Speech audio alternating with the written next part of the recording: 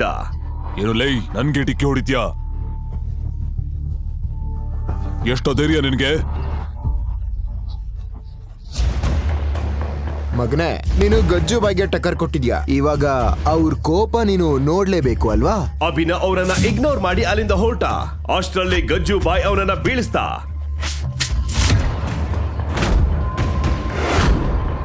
ಯಾಕೆ ಯಾಕೆ ಯಾಕೆ ಹೀಗೆಲ್ಲ ಮಾಡ್ತಿದ್ದೀರಾ ನೀವು? ಅಯ್ಯೋ ದೇವ್ರೆ! ಅಣ್ಣ, ಇವನು ಆ ಶ್ರೀಮಂತ ಮನೆ ಅಳಿಯ. ಇವನ್ ಹೆಂಡತಿ ತುಂಬಾ ಚೆನ್ನಾಗಿದ್ದಾಳೆ. ಅವಳಿಗೆ ಇನ್ನೊಬ್ಬ ಫ್ರೆಂಡ್ ಸಹ ಇದ್ದಾನೆ. ನನ್ನ ತಮ್ಮನು ಇವನ್ ಮನೆಯಲ್ಲಿ ಕೆಲ್ಸಕ್ಕಿದ್ದಾನೆ. ಹೌದಾ? ಎಷ್ಟೇ ಅವಮಾನ ಆದ್ರೂ ಅಲ್ಲಿಂದ ತಲೆ ಬಗ್ಗಿಸಿಕೊಂಡು ಹೊರಡಲು ಪ್ರಾರಂಭಿಸಿದ.